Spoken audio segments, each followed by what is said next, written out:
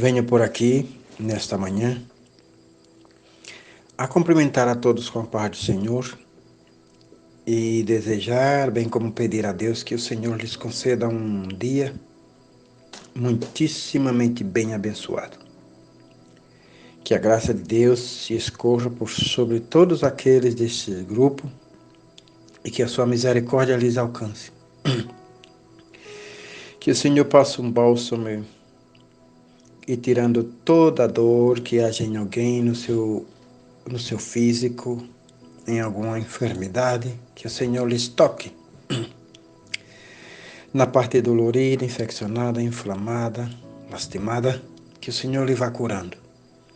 Que o Senhor injete esperança, fé e um otimismo sagrado. Quando eu digo um otimismo sagrado, é uma fé diante das adversidades, das lutas e das provas. Porque só o Senhor é quem pode fazer isso.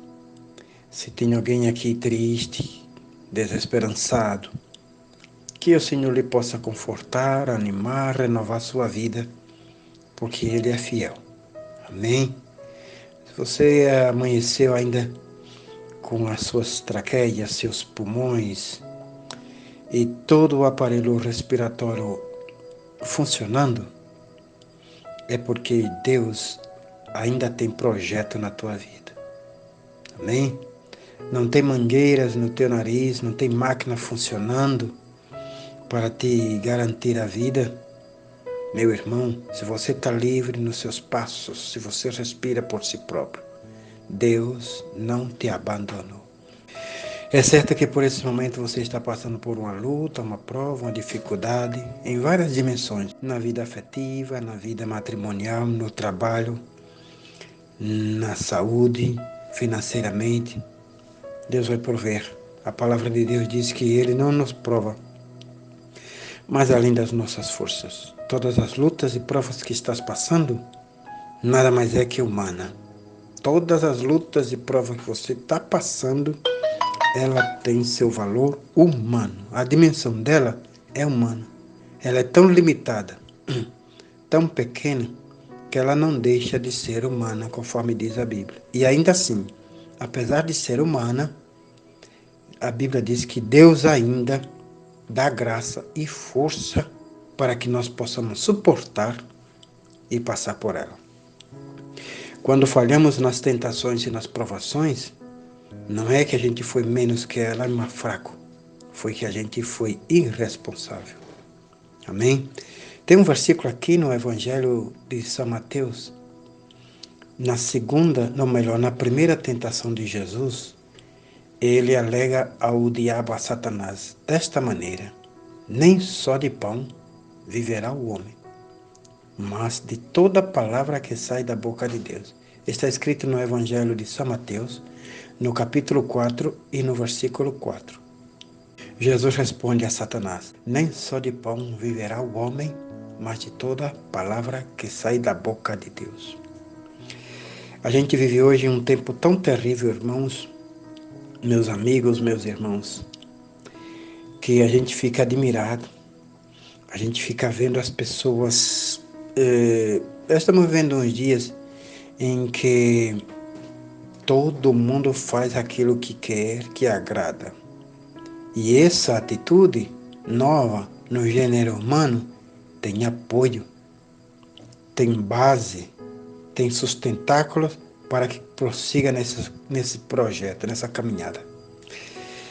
Por exemplo, o mundo hoje, a gente não pode dizer muitas coisas porque tem dispositivos legais que nos perseguem, nos aplicam a justiça, prende, as pessoas são chamadas a pagar processo porque está falando algo que a sociedade não quer ouvir.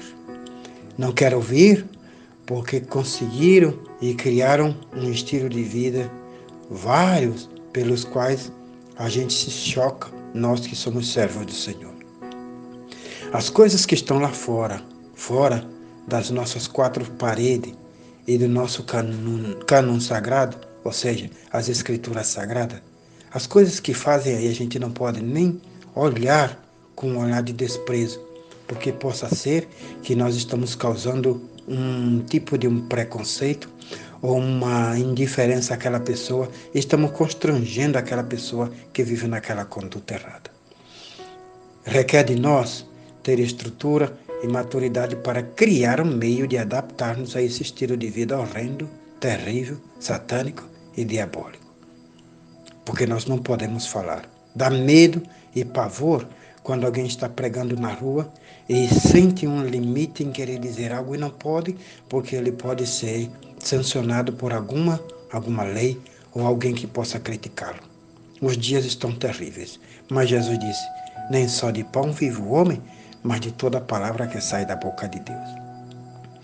A gente se sai o nosso sentido das coisas que estão lá fora, porque aí não é bom nem que a gente se adapte a esse estilo de vida. Mas a gente vamos viver dentro da nossa congregação, dentro das nossas quatro paredes, e vamos também apegar-nos às Escrituras. Mas quando chegamos nas Escrituras e chegamos dentro da igreja, a gente vê que não tem muita diferença com as coisas lá fora. Dentro da igreja, dentro das nossas quatro paredes, a coisa está enveredando-se para esse mesmíssimo caminho. Porque hoje, muitos obreiros, inclusive eu, não temos coragem mais, nem ousadia, nem apoio para pregar certos assuntos que demanda, que é exigente dentro do nosso convívio. Está nascendo uma nova geração de pessoas, tão delicadas e melindrosas, que já não podem mais ouvir certos estudos, certas palavras e certas exortações dentro da casa do Senhor, não só que pode chocá-la, mas também que pode constranger. Nas nossas gerações, a gente não se doía, a gente bem agradecia quando algumas palavras vinham nos exortando como aprender a viver dentro e fora da casa do Senhor.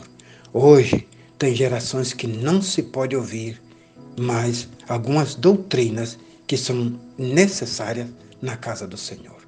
Está surgindo uma classe de pessoas, de membros, de crentes dentro da casa de Deus, tão delicados, tão melindrosos, que se ouvir qualquer coisa, pode se entristecer, pode desviar-se e perder-se no caminho da condenação.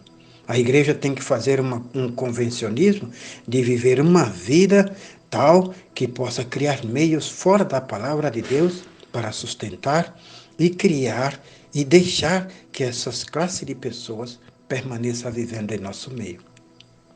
Estamos vendo dias horríveis em que não se prega mais a palavra do Senhor.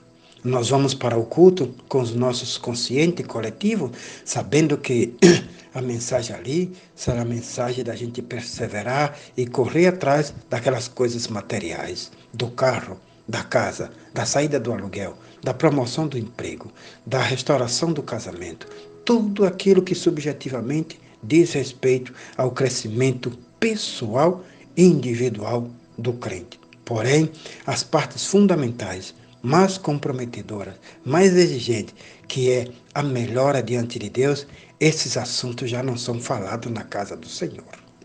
Essa geração de crentes, de pessoas que estão surgindo, está dando medo. Medo porque nós não sabemos como serão os crentes do amanhã. Se choca os adultos, os maiores, os mais idosos, os mais antigos, os que estão vistos como era naquele tempo. Só admira-se, fica calado e não podem fazer nada porque o tempo é deles. O nosso tempo era o de ontem. Temos que pedir a graça de Deus, suplicar o favor do Senhor, para que Deus levante homens, pastores, presbíteros, evangelistas, ministros, como hoje estamos falando das lições dominicais desse trimestre. Se levante homens com coragem, que extrapolem e que transcenda toda a ordem dessas coisas que nós estamos vivendo e levem em conta e Deus a sério e comecem a pregar a palavra na exortação, na edificação e na proclamação da palavra verdadeira e genuína. Que Deus levante homens poderosos, para que tenha convicção de que não adianta só comer, não adianta só se realizar-se financeira e moralmente, mas a igreja tem que crescer no conhecimento da palavra. Que Deus abençoe e vamos voltar ao princípio da palavra do Senhor. Bendito Deus, Pai. Neste momento, Senhor, eu quero te pedir pela tua igreja, Senhor, pelo teu povo que tu compraste com o teu sangue.